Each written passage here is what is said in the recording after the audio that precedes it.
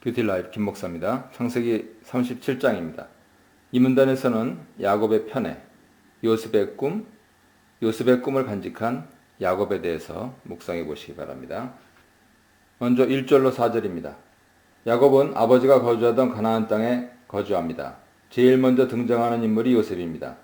당시 17살로 형들과 같이 양치는 일을 했습니다. 아마도 레아의 아들들과는 원만치 못했던 것 같습니다. 형들의 나쁜 소문들이나 나쁜 행동들을 야곱에게 전달했던 모양이죠. 요셉이 이런 행동들을 할 수 있었던 이유는 야곱이 다른 아들보다 요셉을 더 사랑했고 그에게 특별한 지위를 주었기 때문입니다. 채색옷은 본문과 사무엘하 13장에서 다말 공주의 옷을 표현할 때 사용됩니다. 소매가 긴 전신을 덮는 옷으로 술을 넣거나 색깔 있는 전으로 만든 것이죠. 야곱은 요셉을 자신의 후계자로 생각하고 특별한 옷을 입힌 것입니다.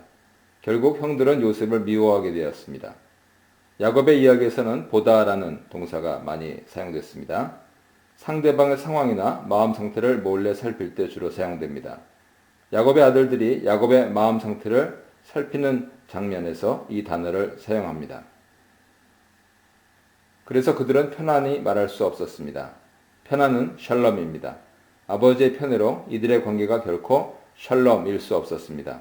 이런 야곱의 집안 사정이 요셉 이야기의 배경이 됩니다. 5절부터 8절입니다. 꿈을 꾼 요셉은 그것을 자기 형들에게 말했고 형들은 그 꿈으로 인해서 요셉을 더욱 미워하게 되었습니다. 요셉은 감탄사를 2개나 써가며 매우 호들갑스럽게 꿈 이야기를 했습니다.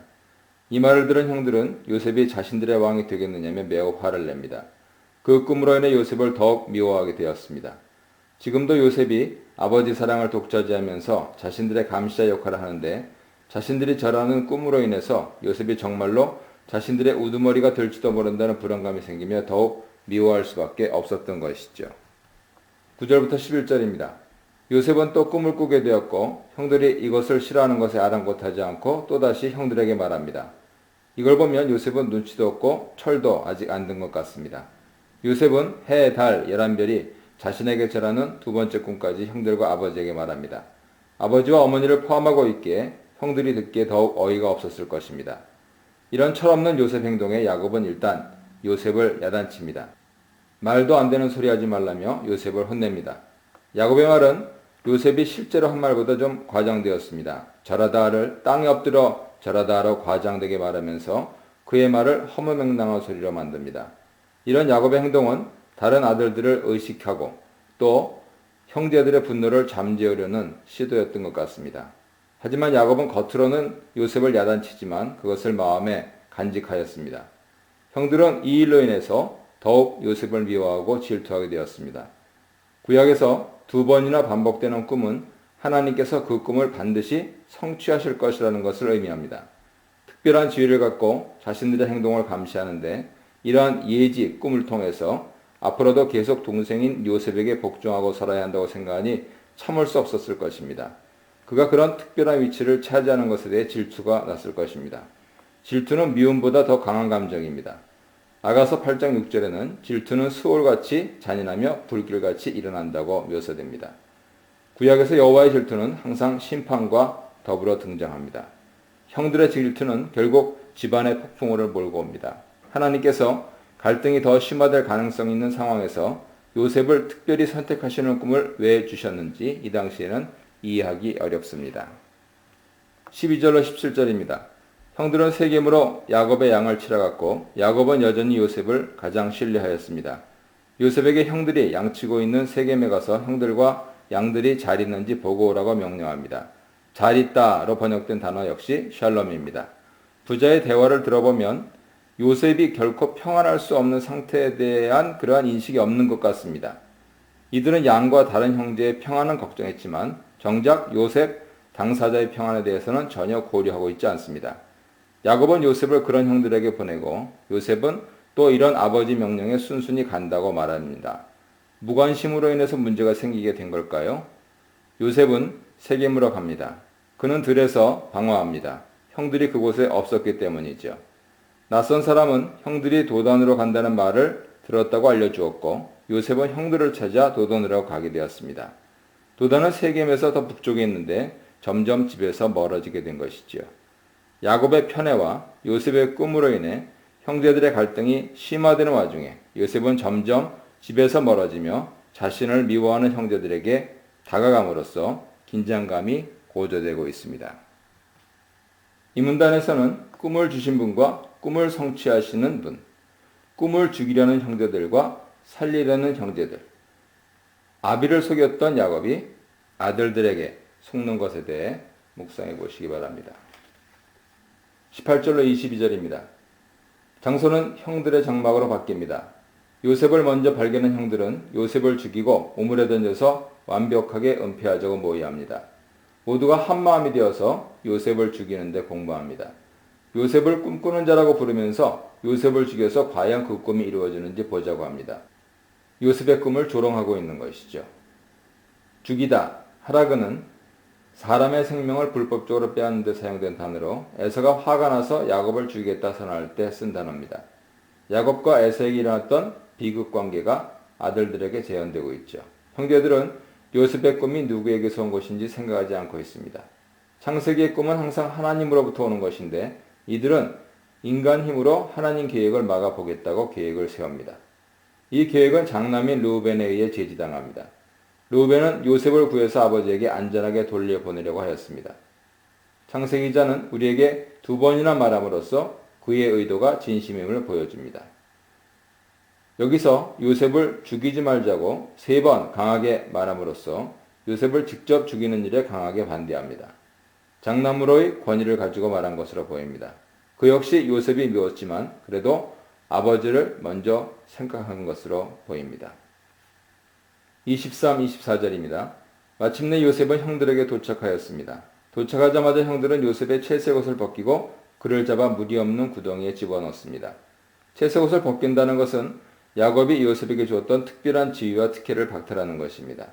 채색 옷을 벗기고 잡아 구덩이에 던지지라고 바로 연결함으로써 형들이 얼마나 신속하게 움직였는지 얼마나 폭력을 띄었는지 말해주고 있습니다. 형들은 르우벤의 말을 받아들여 직접 죽이지는 않지만 요셉을 굶겨 죽이려고 계획한 것 같습니다. 예레미야 38장 6절 이하에서도 같은 상황이 나오죠. 요셉은 심각한 위기를 맞게 되지만 과연 르우벤의 계획대로 요셉이 무사히 야곱에게 돌아갈 수 있을지 독자들은 궁금해집니다. 25절로 28절입니다. 형들은 앉아서 태연히 음식을 먹습니다. 이들이 얼마나 요셉을 미워했고 요셉은 또한 이들에게 얼마나 원한을 사게 되었는지 잘 보여주는 광경이죠. 그들은 음식을 먹다가 애굽으로 가는 이스마엘 상단을 보게 되었고 유다는 형제들에게 손에 피를 묻히지 말고 그를 이스마엘 상인들에게 팔자고 제안합니다. 우리의 동생이요 우리의 형제이기 때문이라는 거창한 이유를 대지만 정말 요셉을 동생과 형제로 여겼다면 죽이는 것뿐 아니라 노예로 파는 일도 해서는 안 되는 것이죠. 일단 살인죄만은 피하기를 원했던 것 같습니다. 그의 말에 형제들은 청종하였습니다. 형제들 사이에서 유다가 지도력을 갖고 있다는 것을 보여주죠. 그래서 그들은 미디안 상인 즉 이스마엘 상인들에게 요셉을 은 20에 팔아버렸고 요셉은 애굽으로 끌려가게 됐습니다. 은 20은 당시 5살에서 20살 사이 남자 노예의 일반적인 가격이었습니다. 형들은 자신들의 골칫거리를 제거했습니다. 하지만 이들의 이 행동이 요셉의 꿈을 이루는 시작이라는 것은 아무도 짐작하지 못했습니다. 이들은 하나님의 계시를 조롱하며 요셉을 팔았지만 하나님께서는 자신의 계획을 한치의 어긋남 없이 이루어 가셨습니다. 29절로 35절입니다. 요셉이 팔린 후에 르우벤이 돌아왔고 그는 사라진 요셉을 보고 자신의 옷을 찢으며 애통함을 표시합니다. 르우벤의 계획은 유다의 계획으로 인해 틀어져 버렸습니다. 장남으로 동생들을 책임져야 하는 입장에서 요셉 없이 아버지 야곱을 대면할 생각하니 눈앞이 캄캄해진 심정을 잘 대변합니다. 르우벤과 유다가 보이지 않게 대결하게 되는데 요셉 이야기 전체에 걸쳐서 같은 문제에 대해 르우벤의 계획은 늘 실패하고 유다 계획은 늘 성공합니다. 형제들 사이에서 유다의 지도력이 점점 증가하는 것을 보여주죠. 유다를 중심으로 한 다른 형제들은 아버지에게 요셉이 죽었다고 속이기 위해 순념소를 잡아 요셉의 채색 옷에 피를 묻히고 그 옷을 아버지에게 보냅니다. 야곱을 그들의 아버지라고 표현함으로써 아들들이 아버지 야곱에게 얼마나 잔인하게 행동하고 있는가를 창세기 기자는 강조합니다. 야곱은 아들들 예상대로 요셉이 짐승에게 먹혀 죽은 것이라고 단정하고 옷을 찢고 베옷을 입고 그의 아들을 위해 오랫동안 애곡하며 울었습니다. 요셉의 장례를 오랫동안 치렀습니다. 야곱이 아주 상심하고 슬퍼했다는 것을 알 수 있죠. 다른 아들들과 딸들은 전혀 위로가 되지 못했습니다.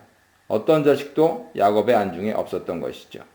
야곱은 요셉을 따라 같이 죽기를 원할 만큼 너무 힘들어했습니다. 야곱은 이렇게 아들들에게 철저히 속습니다. 자신이 아버지를 속였던 것처럼 그는 순념서 피에 적셔진 요셉의 피 묻은 채색 옷을 통해 속습니다. 야곱 집안의 속임의 사슬은 동일한 방식으로 아직도 계속되고 있는 것이죠. 하지만 이번에도 하나님께서는 새로운 은혜를 준비하셨습니다. 인간은 자신이 뿌린 대로 거두는 삶을 살지만 한편으로 하나님께서는 은혜로서 그것이 복으로 변하는 삶을 살도록 해 주십니다. 36절입니다. 야곱이 이렇게 애곡하고 있는 상황에서 요셉은 애굽 사람 바로의 신하 보디발의 집에 살고 있습니다. 노예로 팔리면서 애굽에서 살게 된 것입니다.